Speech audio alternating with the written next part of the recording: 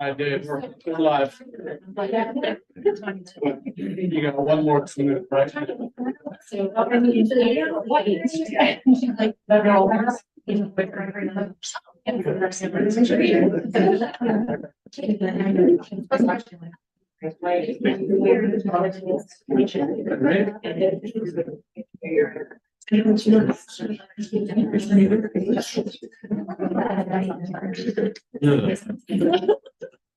Good afternoon, everyone. Welcome to the meeting. I'd like to call to order the PCOE PUSD joint board meeting for today, May 8th, and we'll start the meeting off with a flag salute.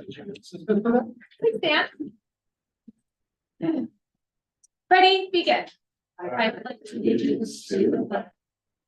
States of America, and to the republic which stands one nation under God, indivisible, with liberty and justice. Thank you very much. Roll call. I'm here. Howard, I'm here. Lee, Carson. Here. Very much. We need to approve the PCOE PUSD agenda for this meeting. How many to approve? Second. There's a first and there's a second. All those in favor? Aye. Thank you very much. That's approved. And let's get on with the meeting. We have some presentations. I'd like to invite Principal Scott Corey up front. Good evening, members of the board, and Bill Roderick and guests. It is my privilege to recognize one of our stellar sixth grade students and that student's teacher. This is Tanner Dino and Chloe Bishop. Please come on up to the podium.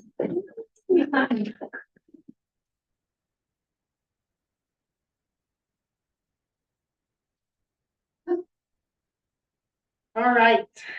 Hi, Chloe. Glad you're here.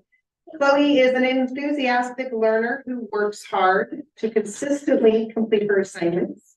She conducts herself with maturity and is respectful to others. Chloe offers constructive suggestions when working with others and adds to classroom discussion on a daily basis. She is at the top of her class. She's very self-motivated, and I have no doubt Ms. Chloe is going to accomplish anything she sets out to do. I've really enjoyed working with her this year. And I just want to say that she is a really big personality in a petite little pack. Keep up the fantastic work, Ms. Chloe. Thank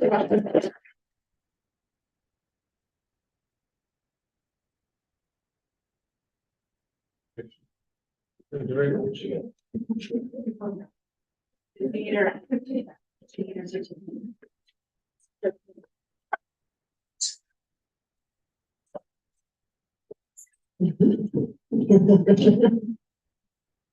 I failed to introduce Sammy Mars.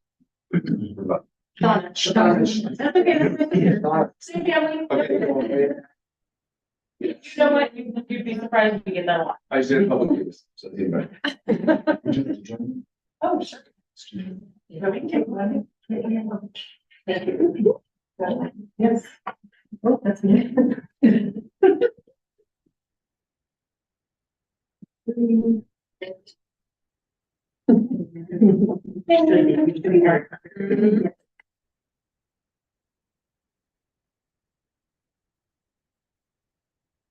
Next up, I'd like to invite the Chester High School principal, David Reeson.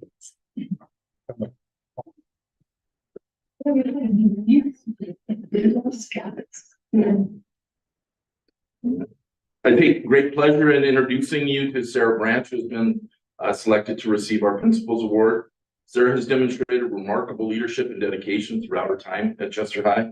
She is a current 11th grade student and has served as class president. She has exhibited exemplary organizational skills and a strong commitment to fostering a positive school community. Her involvement in various student activities, including her role in the Associated Student Body, showcases her passion for enriching the student experience beyond the classroom. Furthermore, Sarah's contributions to our athletic programs have been invaluable over the past 3 years. She's not only participated, but also excelled in volleyball, basketball, and softball. winning the section championship this year in basketball. And as team captain for the volleyball team, Sarah has displayed outstanding leadership qualities and sportsmanship, serving as a role model for her peers. In addition to her extracurricular involvement, Sarah is also a dedicated member of the Upward Bound program, demonstrating her commitment to academic excellence and personal growth. Her decision to take AP courses, coupled with her impressive 4.1 GPA, speaks volumes about her determination to challenge herself academically and strive for excellence in all endeavors. When we selected Sarah, I sent out a message to her teachers to describe her in one word. And these are the words that I got back describing Sarah: leader, exemplary, radiant, driven, dependable, extraordinary, multi-talented, confident, high achiever. And since some people can't follow directions, not pointing any fingers, this bridge. She used more than one word. Her description was that she will take over the world one. Sarah embodies the qualities of a well-rounded and accomplished student, and it is with great pleasure that I present her the Principal's Award. Achievements not only reflect positively on herself, but also on the values and mission of Chester High School.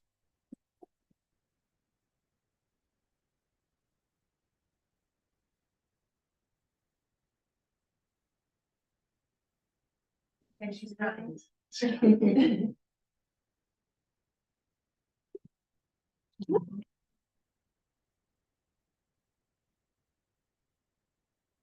Thanks so much. I'd like to ask Mr. Corey to come back up. And he has something else. Yes, they do. So it is my privilege actually to talk about Aletha Kelly this evening as our teacher feature. And if you don't know, Aletha was recently recognized with the WHO Award from PCTA. So I really wanted to piggyback on that. So Aletha is here with us, along with her husband in the subtle orange shirt. So, great. So I have the privilege of recognizing Mrs. Aletha O'Kelly this evening on the heels of receiving her WHO Award from the Plymouth County Teachers Association, and also on this PCOE Day of the Teacher. It has been my privilege to know Mrs. O'Kelly and her husband Eric as personal friends for the past 25 years. The connections with her family and mine over the years have been many, and I consider her to be one of the finest people I have ever met. Due to her high level of humility, she will feel very uncomfortable with my public comments this evening, but I'm doing it anyway. Our professional paths first crossed in 2001 when I had the privilege of hiring her as a teacher at Chester Elementary School. What a tremendous hire that was. Aletha is the consummate professional. She loves each of her students deeply, and they know it. Aletha sets the bar high for herself, and it shows. Excellence is her norm for her planning, her instruction, level of care for her students, level of care for our staff, and as a Chester native, her love for our community. She is the exemplar of CES in so many ways, and one of the best teachers I've had. I'm honored to be her colleague and to have the opportunity to share this with all of you this evening. Congratulations, Mrs. O'Kelly.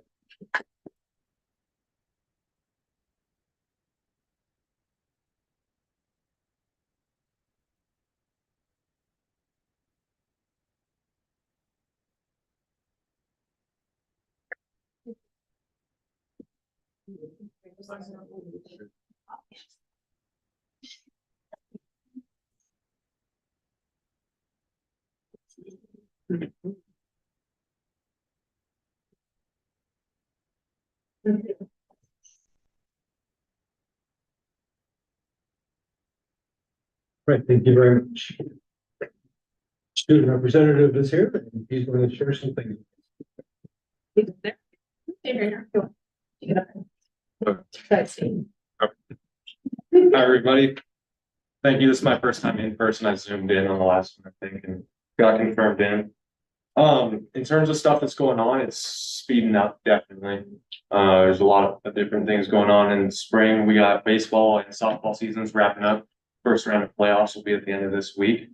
And then in terms of AP testing, those just started, but for a lot of seniors, we just wrapped up our second of the week, and I know Buddy and I, we just finished our last AP test ever, so that's a good thing. Other than that, we got senior projects at the end of the month. We've been locking in and getting those tweaked, starting to present them, get the slideshows together. You know, Miss Camille has been a big help with all that. And other than that, there's not much else going on. I think all things are going well for how busy they are. Right. Thank you. I'd like to invite the Plymouth County Teachers Association president. Is Brooke. So I'll let Brooke take over in a minute. But before she does, I just want to make one little comment. And were you going to make that announcement that you made last night?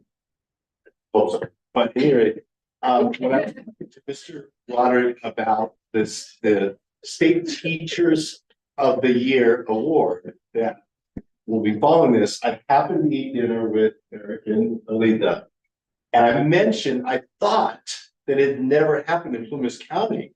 And he said, no, I think it happened. I said, what? Teacher of the Year? He says, yeah, I already got that. I did. About It even 20, says on about 25 years. Now, it wasn't the state, like, she wasn't sure it was the state award. No, it definitely wasn't state. Yeah, it wasn't state, but it was the Plymouth County Teacher of the Year. And, but what I loved is she said, oh, yeah, I already got that. So Brooke, go ahead and introduce her to your comments. You just put that on the plate. You told me I didn't have to read the whole thing. You really don't. All right, so, you want to come up here? I nominated Alita Kelly for the WHO Award. There was 14 nominees, and Alita was one of 2 that were chosen. Woo! You said I did this a few weeks ago. No, paraphrase it. It's all good. Throughout our time together at Chester Elementary, Alita has consistently demonstrated her commitment to excellence in education. She possesses a remarkable ability to blend traditional teaching methods with innovative approaches, ensuring that her students receive a well-rounded and engaging learning experience. Alita's classroom is a vibrant and dynamic environment where students are not only encouraged to excel academically, but also to explore their creativity and curiosity. One of Alita's most admirable qualities is her patience and grace in handling even the most challenging of situations. She has a remarkable gift for connecting with her students on a personal level, fostering a supportive and nurturing classroom community where every child feels valued and respected. Do I keep going? Alita goes above and beyond to provide individualized support to her students, helping them overcome obstacles and reach their full potential.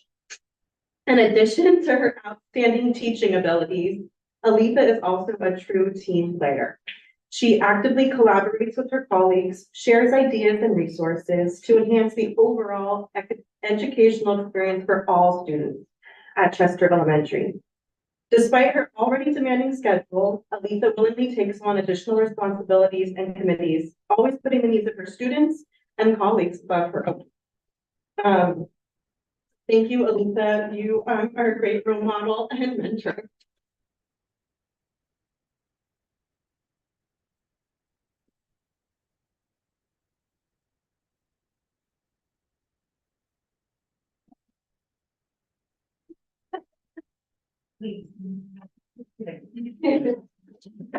And then as I was prompted to say, all the nominees for the WHO Awards now being screened against the criteria for California Teacher of the Year.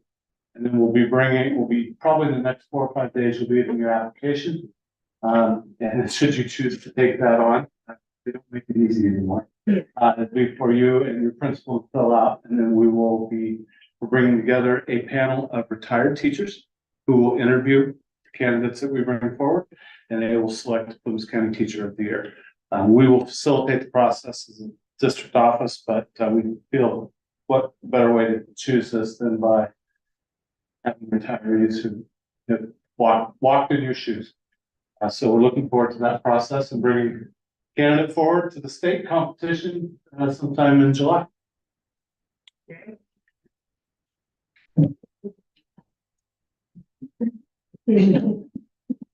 thank you very much. You mentioned we're gonna do, actually time and place for public comment, just a few things first. Because whatever you're speaking on probably is not on the agenda, or is not permitted by law to respond to your comments or to address them. Our staff member can take them under advisement or whatever is necessary and reach out to you later to resolve if there an issue, if there is an issue.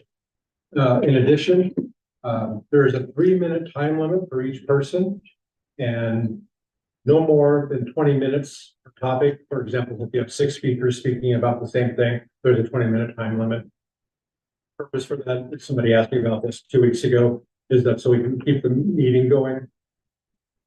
And again, there's a 3-minute time limit per comment, and time is kept. And first up is Daryl Hutchins. It's gonna have to do something different. My name is Daryl Hutchins. I'm the PCTA president for 5 weeks because I'm leaving, and I can't say who it is, but I'm excited for the person who will be taking my place. I think she's going to do an awesome job. I wanted to explain to the board why I'm leaving. And before I say that, I tell you that Mr. Roderick is aware of what I'm going to say, and he's already made a commitment to the negotiating team to, in the next several years, try to fix what I'm about to say. Because I've been teaching 35 years, next year's my 36th year, I'm actually the highest paid teacher in Plymouth Unified, not because I'm the best teacher. There are really highly qualified teachers that are just there, but because I have the most years on the salary schedule. That's why. And yet, with my retirement is based upon my highest salary, along with age, which I've got that in the bag, and number of years, but highest salary. And so I had to ask myself, can I get a higher salary somewhere else? Keep it in mind, most districts do not take all of the years on their salary schedule. So what happened is I am going to start a job with another district who only is taking 10 years of my salaries. They're only putting me on 10 years of my 35 years, but the salary that they are presenting is, I have to say, significantly higher than the highest possible salary of Plymouth Unified, which means that my retirement for the rest of my life will be that much more. It's exciting for my wife and I, but it's sad that the Plymouth Unified scale at 36 years can't compete with this district at 10 years. Your strategic goal says it is our purpose to attract and recruit and retrain the most talented student-centered staff and invest in their professional. I've enjoyed my time in Plymouth Unified. I've enjoyed working with the board. I'm going to miss you guys. I've enjoyed working with you. But because I can get such a higher salary, I'm not retained. Another point, and then this is where I'll end it. I started teaching in this district in 2004. My wife started teaching a year and a half later. There were 40 people separating where she was and where I was on the seniority list when she entered the profession with me. Now, she's number 8, or she's number 10, and I'm number 9.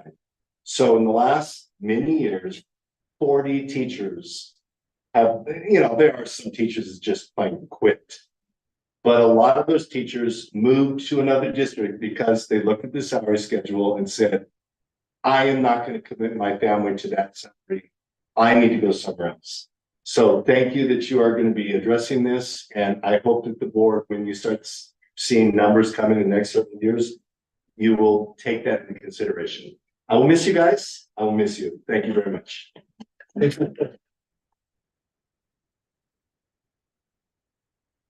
going to do my best for this name. That's why I asked you about front. It's Philip Laboda, is that correct? You did it perfectly. Thank you. Hello, good afternoon, board. My name is Philip Laboda. I'm a father of two students here in the district. And I did approach this board with the very same concern last year in May, so exactly 2 years. And I was hoping I'm gonna hear from somebody by then. And either nobody wanted to do that, or maybe the board feels really strongly about the regulation. And in that case, I would really love to hear what the reasoning for that is. The regulation I'm talking about is AR 5127, which besides other things, clearly states that, no online courses for honors and advanced placement will be weighted in a GPA. Only courses that are taken in person on campus are being weighted for the GPA for the purposes of figuring out the valedictorian and so on. And I respectfully disagree with that. I actually believe this regulation is discriminatory for many reasons. And, at many different places, both the school and the district clearly promotes the options that it's giving to the students in a small rural area. And, for example, in a school accountability report card, they tout as one of the main things that they recognize the needs of each student, and for that reason, they're offering the courses online that otherwise might be inaccessible to them because of the scheduling or because of the teacher shortages, whatever the reasons will be. The same thing is being spelled out again in the student achievement plan. And yet you tell those students that, yes, you can take those courses, but you will be penalized because if you only take time, then you cannot become valedictorian because somebody else who will take those 2 or 3 courses that are available in school in person and maybe do not fit the plan for that particular student, tough luck, I guess. So I understand you cannot speak and address that right now, but I would really love, commitment from somebody who would either explain to me why they believe this regulation is necessary and should remain, or if you're willing to talk about it and maybe change it for the future. Thank you very much. Thank you. Follow-up.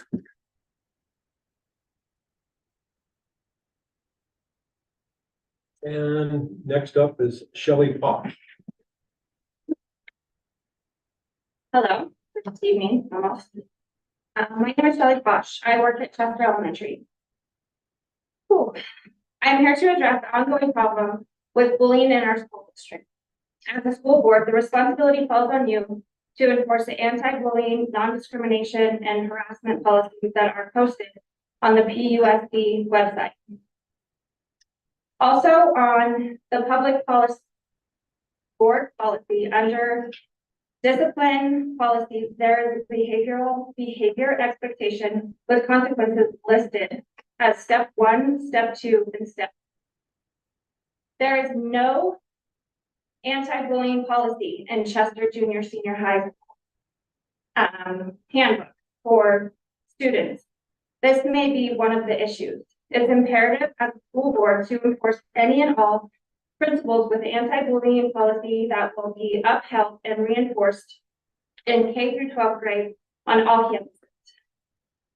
The students deserve a fighting chance, not only in academics, but in life as well. We as teachers preach about being kind and uplifting to those around us, while saying, have standards, build boundaries.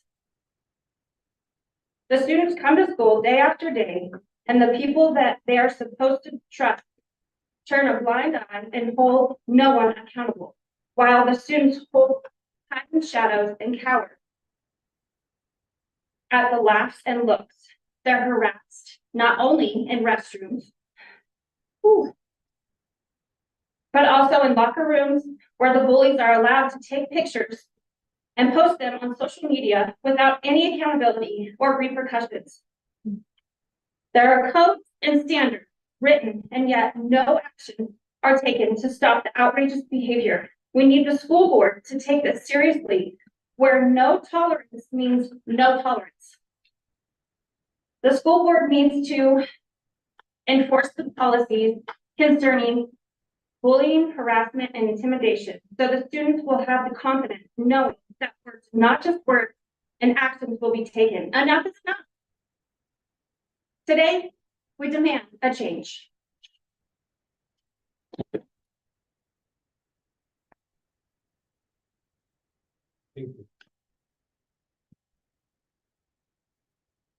There being no other public comment at this time. I'd like to talk about facilities. Measure B, please. All right, Measure B facility contracts. We have two that have come through right now. Both with United Building Contractors after we did a bid walk. We talked about these Measure B projects 2 months ago in March. First is to completely re-roof the QES Pioneer roof. Cost $780,366. That will replace the metal roof with new metal roof. Probably be, we anticipate there'd be a little dry rot underneath, so we'll probably have some change orders. But they are ready to get us into the schedule, have this work completed prior to the start of school next year. And we're coming up with contingency plans to be able to handle our summer programs away from construction zone. And then the other is to replace the membrane roof on the QHS admin wing. It's leaking really badly. And I think the plan will be the following summer we'll do the rest of Quincy High School. But it's a big project.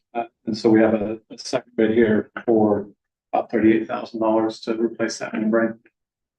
Seal that up. And those are our Measure B projects. Looking for approval of those tonight. So this is coming out of leftover that we Yep. talked about this. Yes. And what will the balance of that be after this? 200,000? Say again. Wasn't it? Oh, no, the balance will still be right about $3.5 million. Wasn't close to 5? Yeah. Yeah, okay. Yeah, we ended up being about $4.5 million when we balanced all the books out, so. Mhm. This is the first start, we don't want to do too much, And it wasn't the first tier of what we identified. I think that a couple meetings ago. so looking for approval. I make a motion to approve. No second. There's a first and a second. Any further discussion or comments? Questions? Okay, all those in favor? Aye. And then anything else under that? I think the next one, we have facilities contracts. General fund. Yeah, general fund, so we have 3 on the general fund, facilities contracts. First one is Brightly software, which means absolutely nothing to you, but if you work on a school campus and you hear about the school dude software, that's what we schedule all of our work orders with, as well as our facility scheduling and scheduling vehicles for field trips and things like that. So it's a 3-year contract, about $7,300 a year. Total contract's $21,700 and change. We had some hazardous trees, QHS had to be removed. So we authorized that from Smith's Tree Service. And then, we talk routinely about being down workers in our maintenance department. And so we sat down with our maintenance supervisors, what will make you more efficient? And he said, every time we have to dig up pipe, we have to do this, we have to rent a bobcat or a small excavator, somewhere $1,200 a day. And a lot of times we have multiple days because it sits there while we do this and we get parts. And he said, can we purchase one of these? So it's a big dollar. They've got Mallory, our CBO, Ms. Marin, we have 48 months no interest financing. She said she'd like to spread it out, and then if we, depending on if we have a better budget year or whatever, she said we'll just pay it off. But she'd like to bounce that out to about $17,000 a year over the next 4 years. Comes with some attachments, free delivery, and training for a few people to be able to learn it and certify on it. And so we have that as well. So looking for approval on these if we have questions. That'll be available all the school sites. Yeah, it'll be housed in maintenance, and then wherever we have an issue, it comes with a trailer, we put it on a trailer and drive it out, and we don't have to wait, we don't have to bring things up from Chico, we don't have to call Shane and say, can we borrow yours? Which he's always so gracious when we need it in a pinch. But we're, trying to make our team more efficient because we don't always have the bodies that we need. Are you sure we'll be able to move it on our own? There's a weight, I don't know what these weigh, but there's a weight limit. If it weighs more than a certain number of pounds, you have to have a special license to haul it. It's a mini X, Mhm. so it's, you Yeah, can, but even our Bobcat weighs more than we're allowed to haul. but we can tow it with it as long as, Yeah, okay, yep, as long as we have a 3/4 ton or bigger. okay. And any of our service trucks can take it. So, yep, And that's district wide, we can go. yep, they'll go anywhere in the district. You said, training with a company? With the company, Bobcat is coming up, they're going to train our people on it, train how to, how to change the buckets, how to load it, safely transport it. And then comes with a service plan as well, so they'll be doing maintenance and service on it. Dumb question of the day, but the service, the training is included in the, Yes, right? it's all included. How much is the total Bobcat gonna be after the 4 years? The total cost, $68,305.49. And we're gonna spread it out in 4 years. Yep. Pay for it over 4 years, 0 interest. Cool. We could purchase it right now if we wanted to, but Mallory's just That's smart. really being conservative. It's really tricky. I work for a district right now that's a CSD that's selling one because you can do a lot of damage with these if you don't know what you're doing. And we've had that happen. And so they figured out that it's a better idea to hire contractors to do digging work because of the liability Right. with having somebody operate it and not knowing what they're digging up. So that would be my concern. It's Biggest issue is we spend a large majority of time chasing water lines. Buried 3-inch water lines. We're not digging around electrical. We hire Ed Hammer to do that or whoever we can. But for our routine maintenance where we know what is where, but we have to dig down 3 or 4 feet. And if it's not an emergency, it's hard to get people sometimes up here.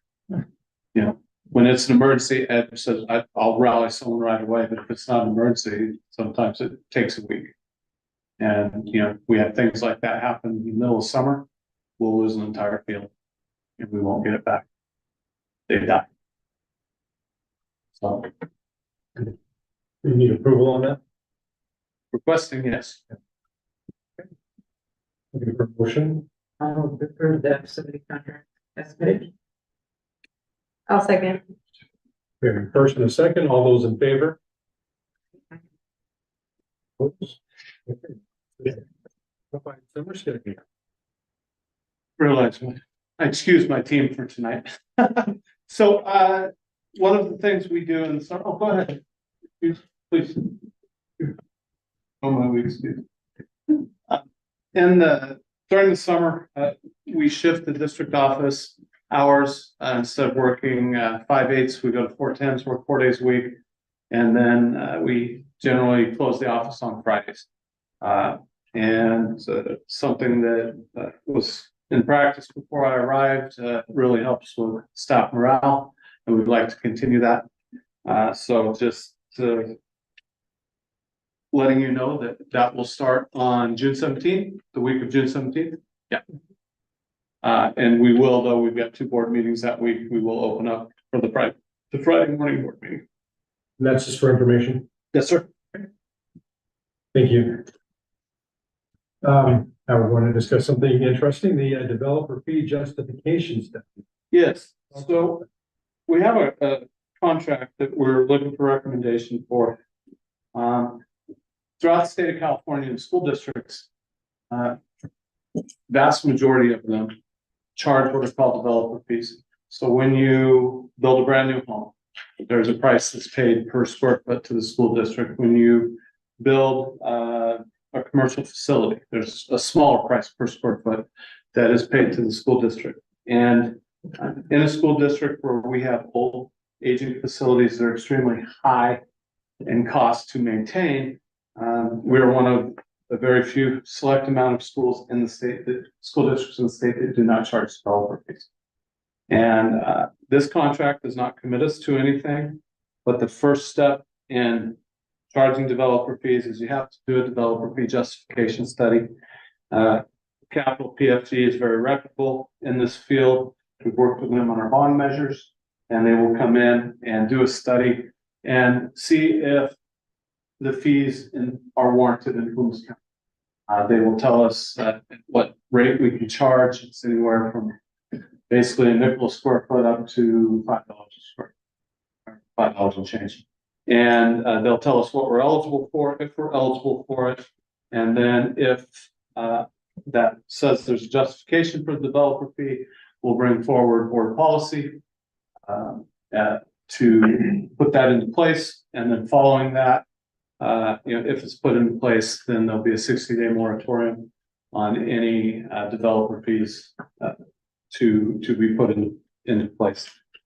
So we're going to start this process and work through it over the course of the summer, hoping that be able to bring something back to the board if this study is approved, maybe in July, to look at and then move forward. Part of doing it this way is I want to be transparent.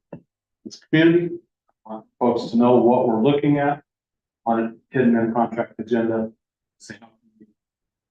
So we put it on here so we can have a discussion about what is the very first step in exploring this. So that, the cost of the study, $7,500. why this firm as opposed to someone else? Okay, I reached out to 4 different firms asking for a proposal. We have 2 back. Capital, they're out of Sacramento. One, probably the largest in Northern California that does this. And then we got another one from King Capital out of Chico. King Capital offered, it's the exact same scope of work. Their price was about $8,300. But when you read through the contract, there were numerous open-ended lines. We can charge you for mileage, we can charge you for DM rates, we can charge you for X, Y, and Z. And in looking at the math and the number of visits they would have to make, that very easily could have turned into $15,000 or $16,000. And they're all going to do the same work off the same information. So I was, I'll take the $7,500 flat rate. And we worked with Capital before? Yes. Good relationship? With them in the past. They helped with the Measure B, with the bond, and actually did some work on developer fee proposal back in 2019, I believe. So they're familiar with our district, very familiar from doing the bond work with that. And I think more importantly than being familiar with our district, we reached out to Lisa Calvin, our former CBO, and she trusts them and says they are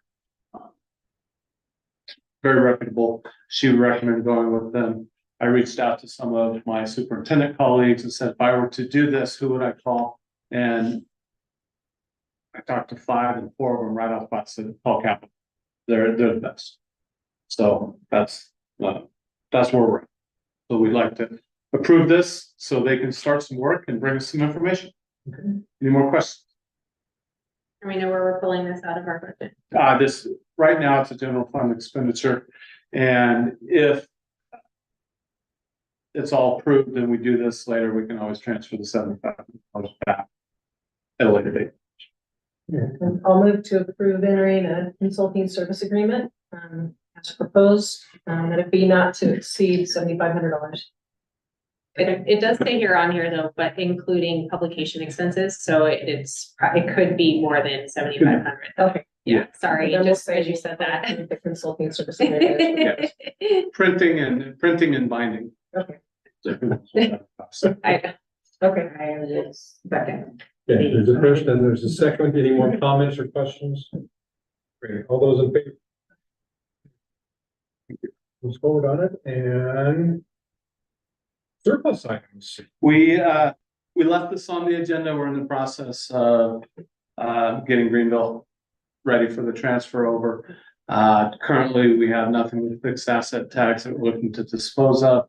What you approved last month has all been disposed of. The book room, the resources there have been doled out to the other schools that have requested the materials. And then all of the other bound novels that we have transferred over to the supply room at the district office, where we've got bookshelves and bookshelves of novels. So everything's out of there, and I got a picture today. They're slowly but surely just going classroom to classroom, cleaning out the school. So the process is moving forward for a transfer job. So we have nothing today that we will be asking for surplus. We'll leave this on and might have something in June. So do we still need an approval? No approval. Nothing to. Thank you very much. And yeah, we have a couple. It's like a handful of resolutions. Two this week. Two, yeah. First one is to recognize and honor Asian American Pacific American Heritage Month. This will be a resolution passed by not just the Plymouth Unified School District, but also in our capacity as the Plymouth County Board of Education. It's two separate resolutions, and I'll read what the first one entails. Whereas Asian Americans and Pacific Islanders have played a pivotal role in shaping the history and culture of the United States.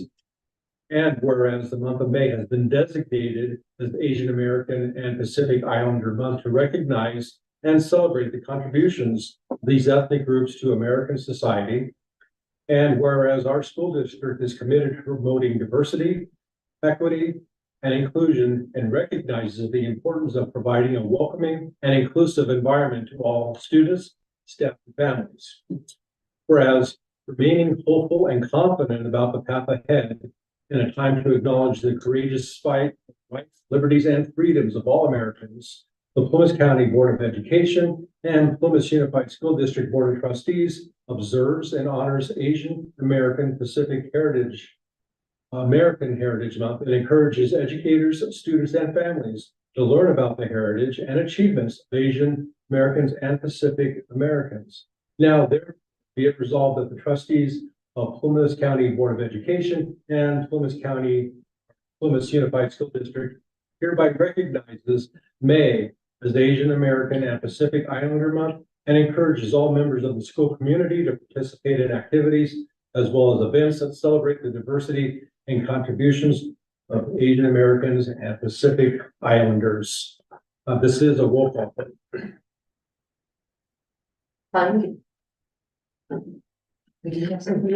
Sorry. That's okay. Yes. Yeah. PCOE resolution number 2324-12 and PUSD resolution 1650. Okay, we have a first and second. Now we can have a control vote. Right. Edmund. Harris. Here, hi. Harrison, sorry about this, because halfway through writing your name. Keller. Yeah, aye. Green. Passes, and I'll be signing it and put it on the record. We have a second one, and this is recognizing and honoring mental health awareness. Again, this is a joint resolution between the Plymouth County Board of Education and the Plymouth Unified School District. But it is two separate resolutions. And I'll read what it entails. Whereas mental health is essential to the overall health and the well-being of our students, staff, and community. And whereas mental health conditions are common and treatable, and early intervention can make a significant difference. And whereas the stigma surrounding mental health issues often prevents individuals from seeking help and support. And whereas raising awareness about mental health and promoting mental wellness can help reduce the stigma associated with mental illness. Now therefore be it resolved that the trustees of Plymouth County Board of Education and Plymouth Unified School District do hereby recognize the month of May as Mental Health Awareness Month and encourages all members of the school community to participate in activities that promote mental wellness and reduce the stigma associated with mental illness. We urge all teachers, staff, and administrators to educate themselves and their students about mental health and the importance of seeking help when needed. Additionally, we encourage our community to support the mental health initiatives and seek resources for those in need. And I need a first and a second on that. Second. There's a first and there's a second, and this is a roll call. Klein. Aye. Edmund. Aye. Harrison. Hi. Keller. Aye. Thank you for the passage of those. That's been signed as well. And up next, there's some, looks like policy revisions. Superintendent. So as we were in the month of May, we honor both our teachers and our classified staff throughout the district. The adults who work in our district support students, staff, and families every day. This commitment starts in the summer with summer programs and preparation of school sites by dedicated teams of employees who take tremendous pride in their work. This carries throughout the year as we support our school communities. So I just want to say thank you to all of our employees. Our success is based on the efforts of everybody who works for PCOE and PUSD. So in May, we honor our teachers, we honor our classified. We can't do this without all of you, so thank you. And then June is a unique month because we have 2 board meetings for the LCAP, but we pushed them as late as possible. So this is actually the last board meeting prior to graduation. And so I want to take the time in advance to say congratulations to all of the upcoming graduates. I'm confident that your education will prepare you for the next phase of your lives. And as a wise English teacher once said, on to phase next, and congratulations to class of 2024. That's my every time I talk about seniors graduating, it's still high school principal, I get choked up. So. And we do have some policy revisions. Yeah, we got a handful. I think it's something everybody's wanted to see for a couple of years. You look at the board agenda, we are deleting the COVID-19 policy and procedures. So that's something we're taking out, which is good. Rest board policy in here are brought to us by CSBA, again, to insulate us and to make sure that our approach to education is equitable for everybody. And that we're doing our very best in following the law. And that's what we want to do. So looking to approve these changes in one fell swoop. Unless you have questions, we can move on.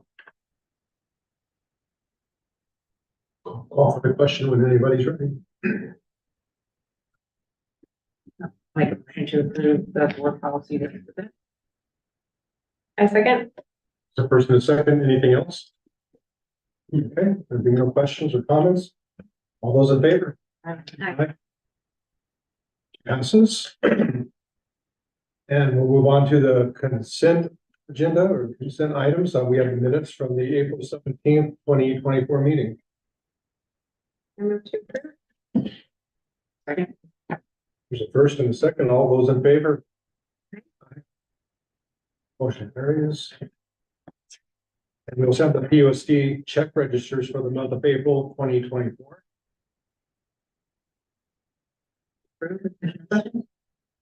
I'll second. There's a first and there's a second. All those in favor? Aye. Passes. And we have service contracts included with this agenda. Anything to mention? We have the for the elementary teachers in the audience, this is the approval of the U-Fly curriculum. Okay. We have an agreement with Roundhouse Council to continue.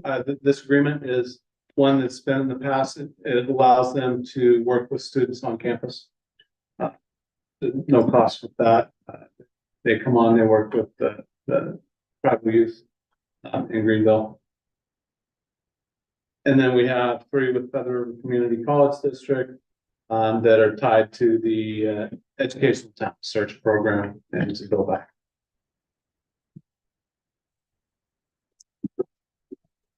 Okay. For approval, so. First and second. I'll second. There's a first, there's a second. All those in favor? This field trips. We got about 22 dozen field trips on there. They're everywhere. We got kids going everywhere. Seems like Great. half of them are to see the Reno Aces.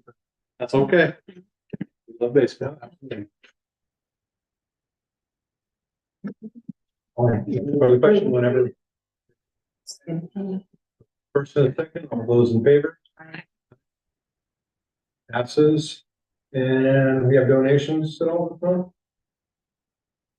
Yeah, it looks like, just for the public to know, we have, in fact, we have a donation to, Chester Junior Senior High School, from a trust. And that's, for about $2,700.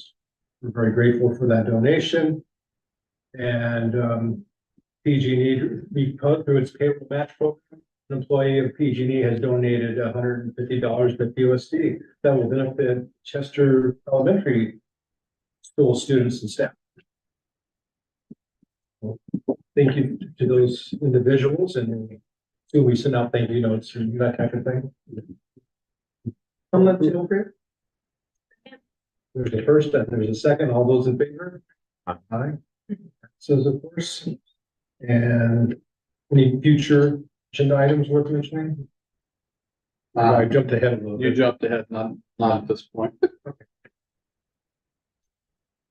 Okay, and we'll go into closed session.